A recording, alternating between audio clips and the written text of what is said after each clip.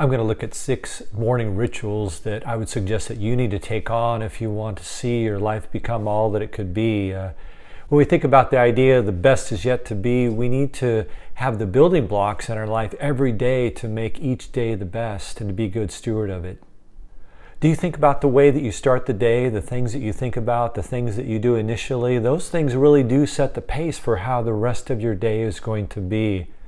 I love the illustration of a sprinter on the blocks. When you look at the Olympics or another race and you see the 100-yard dash sprinters, you see them getting down, setting up their blocks, and positioning themselves perfectly so that they're ready for the race, so that when that race starts, they have that foundation down, they're set, they're ready to go, they prepared everything so that they could start that race in the most effective way and win the race. The problem is in our life that we don't do that. We don't think about the way that we start our race of the day. We don't think about how we should prepare for that race, how we should set those things in place so that we can run most effectively and make the most of the day. And that's what I want to look at. So I'm going to give you 6 building blocks, 6 steps in order to have a fantastic day. And I've put these into practice myself. And I'll tell you, if you start to practice these things, it's going to make a difference in your perspective throughout the day and the things that you're able to accomplish. The first thing that I do when I wake up, even before I get out of bed, is I begin to focus on other people. I'm laying there in bed, my wife is next to me, I'll turn to her and tell her I love her, say to her how much I cherish her and how much I appreciate her. This is so important for me, not only because I love my wife, but also because it begins to orient my mindset of the day towards other people, towards serving, towards giving. We can wake up some mornings and find ourselves so focused on ourselves, so focused on what we're going through, what we're struggling with, and we take that throughout the day rather than starting the day saying, wait a minute, I need to focus on other people, how I can impact and encourage other people. We have 2 dogs, and it's amazing how the first thing in the morning when I wake up, I'll lay there in bed for a few minutes and they'll come up to the side of the bed, jump up on the side of the bed to greet me.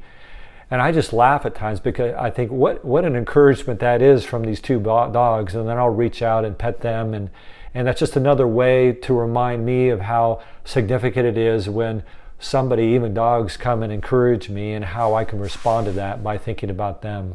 The second step or hack to having a great day, I think, is to set our mind on the right things, on the positive things. So much times, as I said, we can get up in the morning and our first thoughts are cloudy. We're thinking about the struggles and the difficulties and the challenges of the day. And we need to make a purpose to set our mind on things that are better, things that are optimistic, that will fill us with that anticipation of the day. I think about that verse that says, whatever is true and honorable and right and lovely and pure, set your mind on those things. What a practical thing that is. What am I going to set my mind on as I start this day? If I set my mind on the challenges and the difficulties and the hurdles, I'm going to be discouraged. But if I set my mind on things that will give me a positive outlook and anticipation, that will help me to start the day in the best way. Something that we do, again, even before we get out of bed, I went on Google and I looked up verses in the morning. And I found all these verses related to the morning that have helped us to have that optimistic attitude. His mercies are new every morning, to have that anticipation of what we will see happen during the day that starts in the morning. You need to get into your brain and the heart these positive, good thoughts, these encouragements, this focus on what's important and things that we can see in our life that are so significant to us, really going into the day with that kind of positive attitude. Okay, the third step, the third thing, you've already encouraged somebody, you've focused on somebody else, you begin to focus your mind on those good ideas and those good truths. The third thing that you need to do is be willing to step out of bed and immediately get to the hard things. And so one of the things I had a friend of mine suggest to me is when you fall out of bed, the first thing you do is drop to the ground and do push-ups, do 30 push-ups. And I love that because we have such a tendency in our lives to shy away from the hard things and to procrastinate. And so that can kind of help to set another tone in the day, that you're willing to do the hard things, to jump out of bed, to do 30 push-ups, to make your bed right away and do those things maybe that you procrastinate on. And rather than procrastinating or waiting on it, facing those things, even those simple little things can be a great way to start the day. That will set the tone for the day as you go through the day and you start to face a challenge at work and a relationship.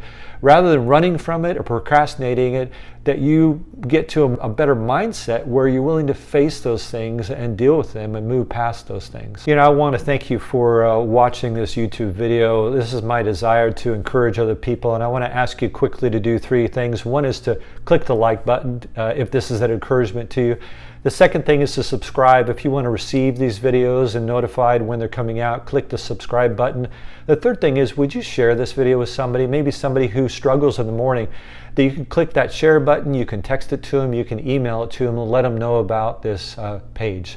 The fourth step for me in a good morning is to drink a full glass of water. So often I wake up dehydrated, and it's so important to take that first glass of water, to guzzle it down, and to begin to replenish all that you lost during the night. That will begin to refresh you, and it's just the start of a day where we have to keep hydrated. It's amazing when we are dehydrated and we're not physically up that it does have an effect on our perspective and our day and the things that we do. So set a glass of water by your sink when you get up in the morning, and when you see that glass, just take a big long drink to begin to get rehydrated again. The fifth step, or the fifth hack that I would suggest you do, is to go for a walk. It's a great thing to get your rhythm back in place. You've gone through the night, you're now in the morning, your circadian rhythm that's there. And so one great way to start the day is to go for a walk. Get out in the sun. Go for a 30-minute, 40-minute walk, especially if you're going at a rate that will allow you to be in that fat burning 50 to 60% of your heart rate. It's a great way to get out there, get out to the sun. It begins to clear your head. I take my dogs for a walk. They love it every morning. It allows me to get out and get prepared to face the work and the challenges of the day by having a little bit of exercise and a little bit of sun. The sixth and the last thing that I do as part of my morning routine, or the hacks for my morning, is to have that heart of thankfulness. While I'm walking for that 30 or 40 minutes, I'm not thinking about the struggles and the trials and the difficulties and the frustrations of the day.